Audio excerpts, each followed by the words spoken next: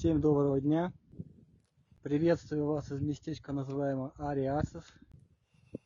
50 километров к северу от Анталии, в горах, на высоте порядка 1000 метров. Посмотрим, походим, что это такое, на что это похоже. Следуйте за мной, будем гулять вместе. Друзья, сегодня в видео красивые сооружения, забытые технологии древних строителей и аномальные эффекты. Так что усаживайтесь поудобнее, будет интересно. Ну что, начинаем? Прямо на входе в город первое сооружение. Сложно сказать по форме, что это было. Сейчас предположительно это или башня была, или остатки храма. Хочу посмотреть расположение по сторонам горизонта. В последнее время меня заинтересовало это.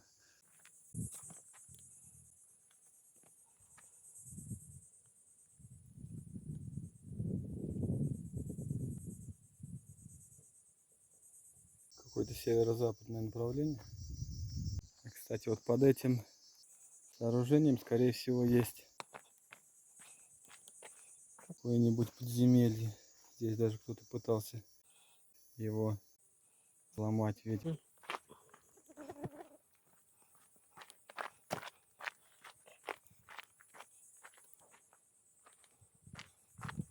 Слишком массивное основание фундамента. Сегодня 22 июня, день летнего солнцестояния. Жарко.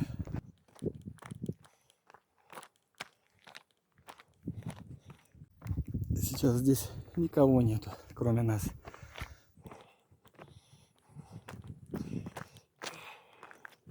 Опять наблюдаем огромные блоки основания.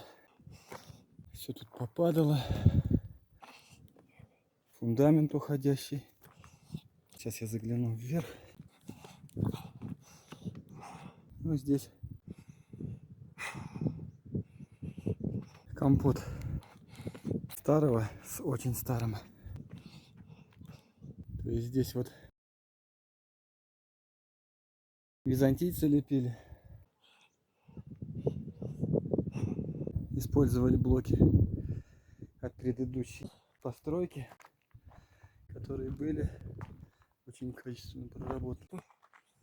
Посмотрите, какой профиль у блока, например. Ступенечкой. Бортик, в нем стоит камень. И камней таких тут интересных масса. Вот, например, блок с какой проработкой.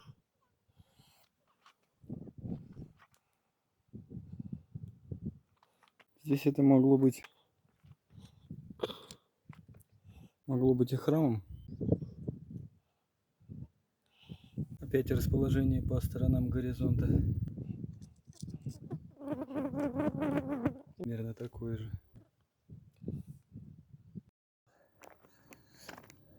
Здание. А сейчас я к нему подхожу.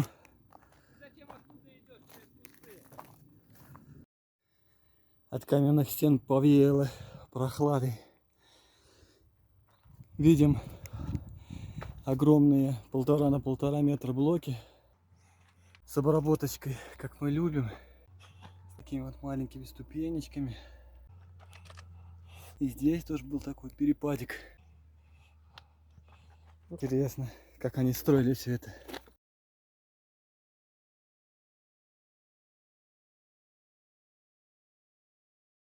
Опять ориентация такая же. Опять налицо разрушение какого-то импактного типа. Что-то влетело сюда и развалило это здание.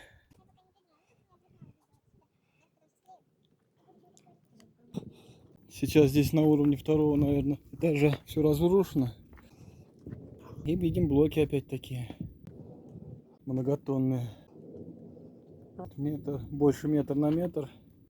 Где-то метр 20 на метр 20. 1,5 квадрата. На полметра в толщину. Это 0,7. И на 2,5 умножаем.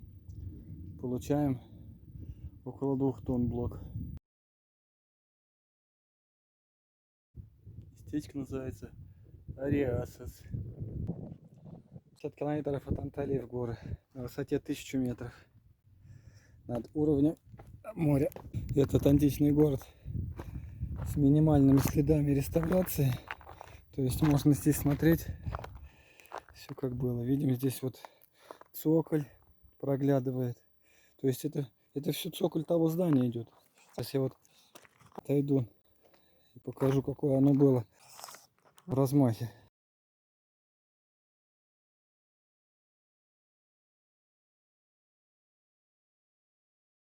И кончается углом. Как минимум до сюда. Да нет, больше. Вру я, ребята. Вот же оно идет. Вот этот цоколь все идет. И он завален вот здесь под этой кучей. То есть 3 где-то 30 метров, не меньше. Вот основание этого здания идет.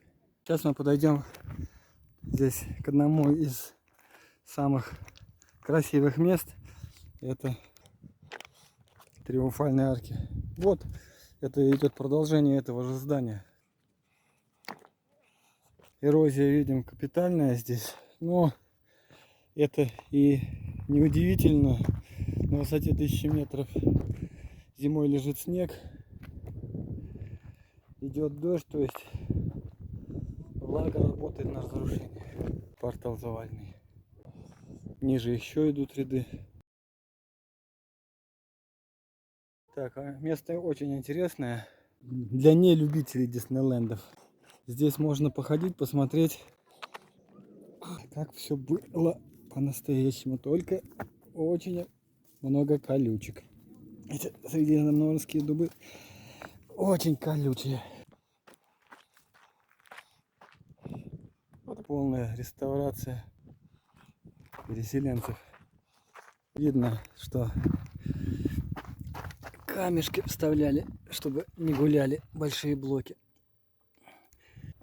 Триумфальная арка такая на входе, видимо, в внутренний город. Сейчас посмотрим. И сделана она очень качественно, с очень высокой сохранностью. Смотрите, проработка элементов. Декор проработан. Осторожно, не упал. Все в порядке.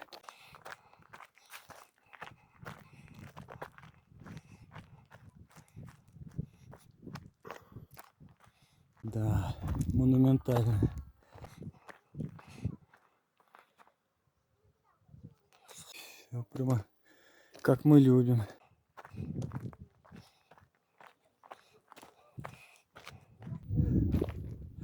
Блоки такие, смотрите. Такие галтели на них. Фаски. Так, смотрим по сторонам горизонта. Примерно то же самое направление имеем. Не понял?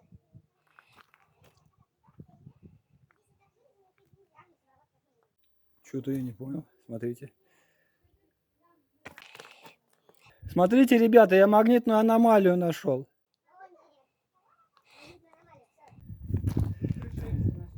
Нет, зачем пришельцы? Ну вот смотри. Смотри, как компас направлен. Теперь я его двигаю просто сюда. И опа, видишь, стрелка повернулась градусов на 30. Сюда вот опа, сужается. И здесь какая-то. Да, здесь очень интересный вот этот элемент. проработки обратного конуса. Он симметрично отзеркален на этой колонне. И такая же ситуация вверху на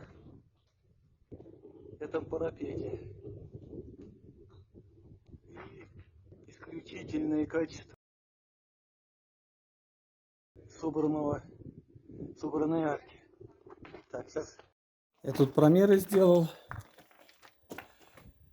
Боковых проходов ширина 3 метра, среднего 4,5. Высота от текущего уровня засыпа и до перекрытия, до свода арки 9 метров. Такие видны элементы декора проработанные. Очень качественная арка и очень хороший сохран.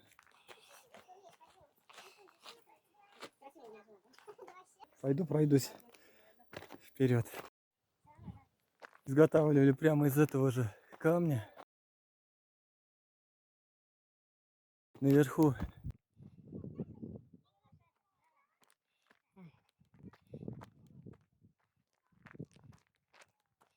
поверху бы интересно прогуляться тоже. Чувствую, придется сюда еще возвращаться, поскольку сегодня у нас такая разведка в основном здесь. Арка, конечно, просто зачет. Видно основание фундамента, выглядывает из земли. Вот еще. Интересно, здесь я не замечаю использование стяжек для скрепления блоков. Они прям были просто аккуратно поставлены друг на друга. О, мои любимые. Греки нацарапали. Греки нацарапали. Смотрим, что тут написано.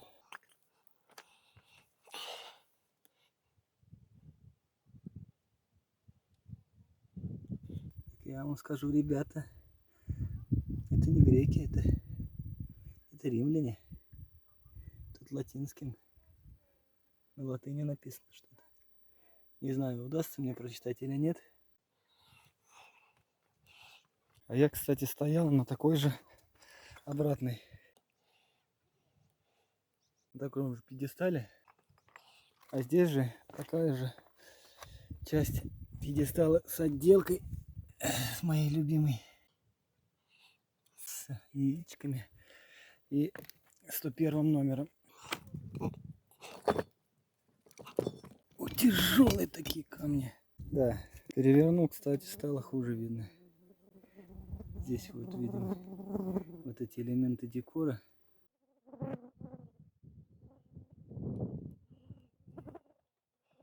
И вот этот кусочек килограмм 50 весит. Еще 100 метров прошел. Смотрю, вот камень 2,5 на 1,5 метра. Фасонный такой. Не значит, что отлитый, но интересной формы. А здесь видим опять следы, остатки здания. Наверху. Пройдусь здесь. Все здесь рыжим вот этим песком засыпано. Разрушение очень похоже на разрушение в Термессосе. Да и до Термессоса здесь, наверное, километров 30 на машине. А по прямой-то может и еще ближе.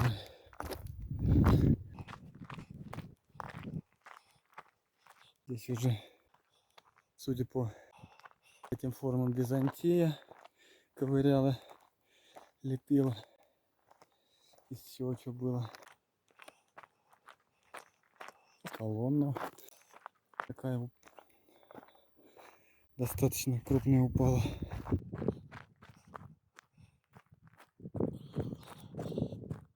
мне опять это следы импактного разрушения. Что-то влетело сюда. Сигзедра была, но уже византийского периода. Видно, что она даже не из плинфы сложена, а из чего попало. Камни тоже. Все пересобрано, вот это сооружение. На него взглянули. Под ним, конечно, может быть все что угодно. Своды, подземелья и прочее. Я двигаюсь дальше. Чем выше, тем тяжелее подниматься. Вот остатки стоят. Конструкция выполнена в том же стиле, что и входная арка. Очень интересные технологические подходы.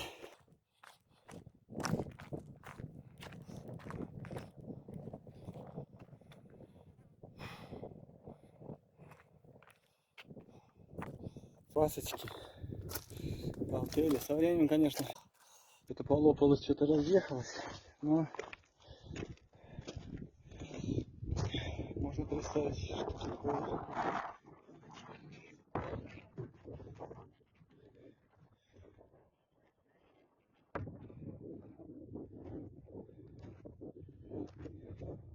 Вот, посмотрите, тоже интересный технологический прием.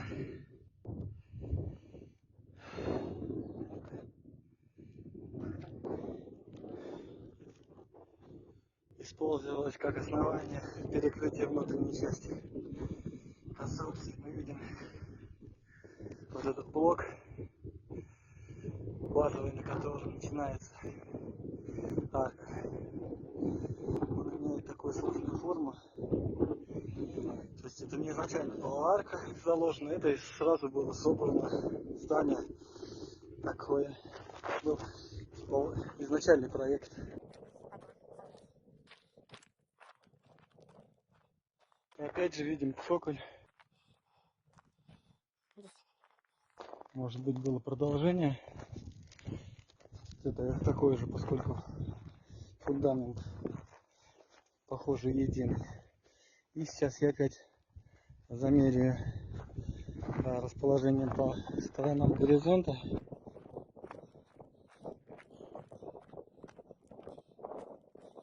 Судя по наблюдениям, сейчас нету такого. То есть у них не было Плоская ориентация по сторонам горизонта.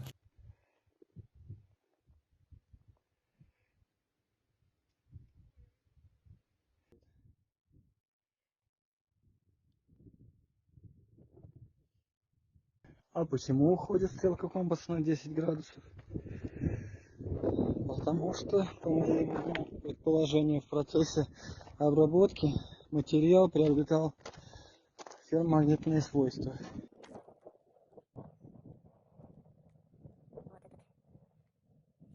Видим же опять вот угловой блок такой уникальной конструкции с обратным конусом. На нем тоже с уклоном.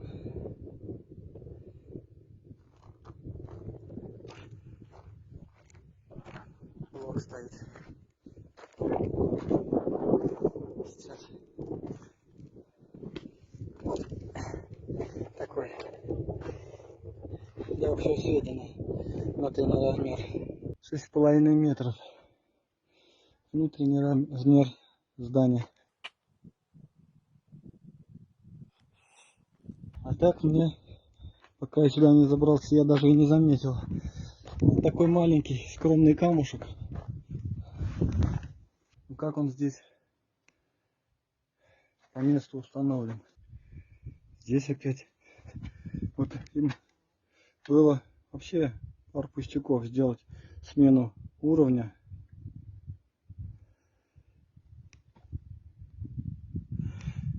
Обработкой. Зазоры сейчас расходились, конечно, но были нулевые. И внизу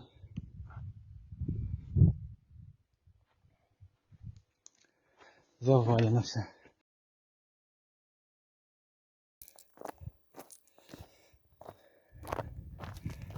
Без окончательной обработки, видно только троянкой прошлись по ней.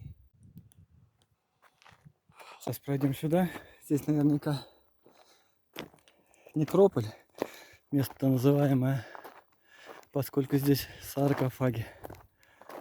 Саркофаги. И из этой же скалы они их и вырезали. Расколотый саркофаг стоит. Здесь более-менее сохранный. Сейчас заглянем. А конструкция типовая, внутренняя обработка плохая. И во всех саркофагах есть вот такая а-ля подушечка. Значение ее непонятно пока. Она только с одной стороны. Из декорации здесь только два круга. Обычно на вот этой площадке еще в более поздние времена римляне, греки писали. Вот еще над кустами саркофаг точно такой же конструкции. Два круга и площадка. А здесь же мы видим, что это был карьер. То есть вот видно следы выработки. С шагом порядка 5 сантиметров проходил инструмент. И длина борозды более 50-70 сантиметров. Сейчас загляну в эти саркофаги. Здесь видно разметка рисунка на саркофаге. Посмотрите. Здесь форма, я ее сейчас называю кассетного магнитофона. А здесь только процарапаны элементы декора под нее. И сейчас я, по-видимому, на самом высоком месте в городе. Тут перевал, а дальше спуск. Опять видим такую же грубую обработку внутри. Сейчас с этой стороны загляну. Да, саркофаги у них имели декор большей части с одной стороны. Вот здесь из десяток саркофагов накидан.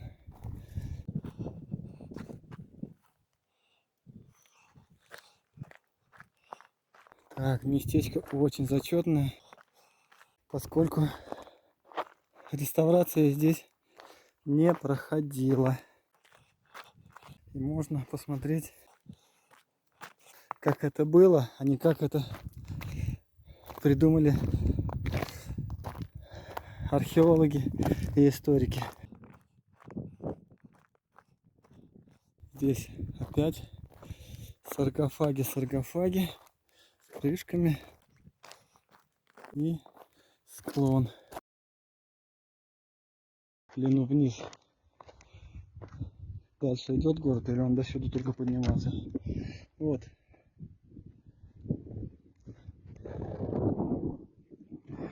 Свойства саркофага.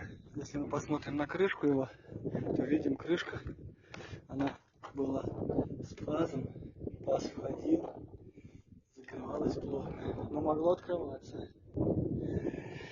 Как открываться могло?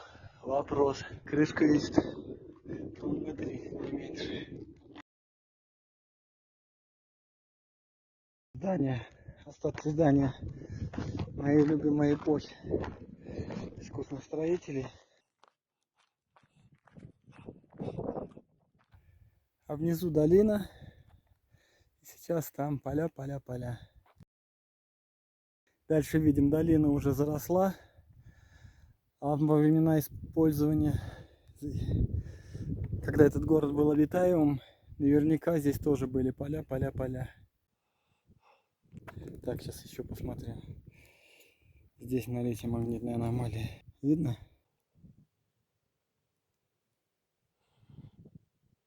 Стрелка компаса уходит опять. Я двигаю компас параллельно, а она гуляет в пределах 30 градусов.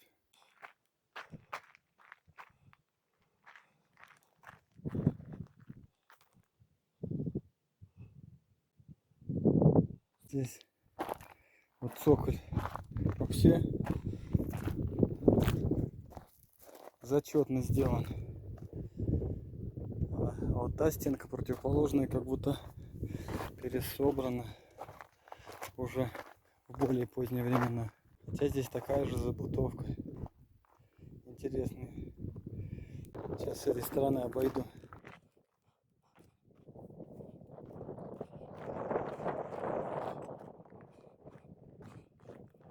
Здесь тоже влетело что-то в него. Но камни здесь. Обратите внимание вот на вот этот камень. С большим количеством плоскостей. Призмы, переходящие в параллелепипеды разных профилей.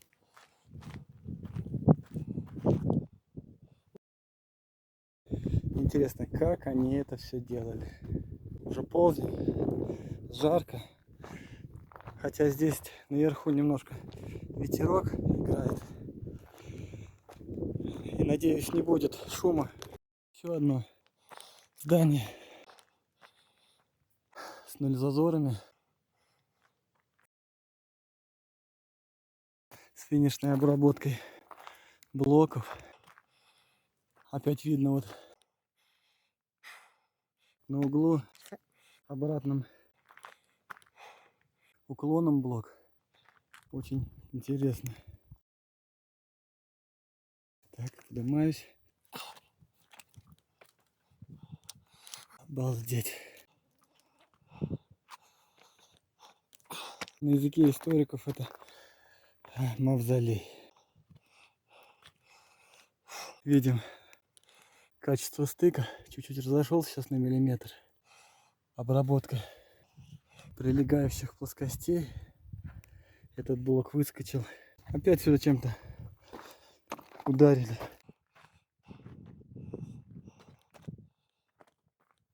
Что же у них произошло? Что они бомбили все нещадно или их бомбило нещадно? Основная масса сооружений создана из очень хорошо обработанных камней. Многие камни имеют остаточную намагниченность, что свидетельствует о непростом происхождении их. Но практически все сооружения здесь со следами разрушения. Что-то здесь бахнуло, что все здания разрушились. Остатки этого здания съехали вниз по склону, заваливая под собой другие здания. А так, смотрите-ка, интеграция здания со скальным основанием. Отсюда же они отрезали блоки.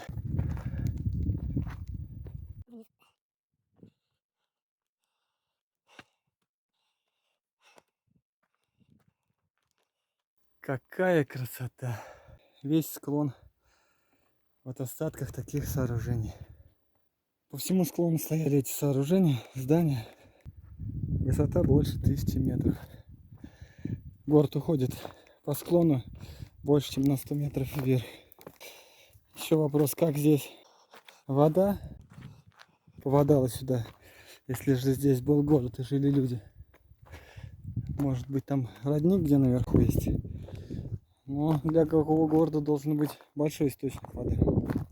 Сторонникам того, что эти блоки отливались, скажу, что они разной формы, высоты, ширины, что потребовало бы наличия большого количества опалубок.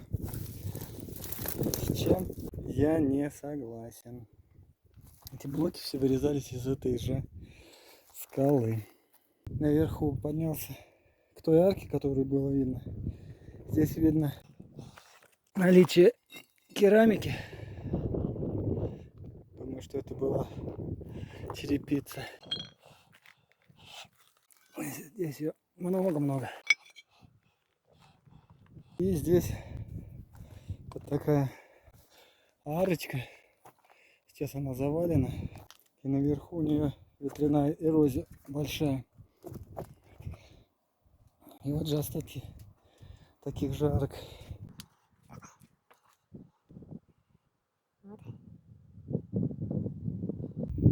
Также видно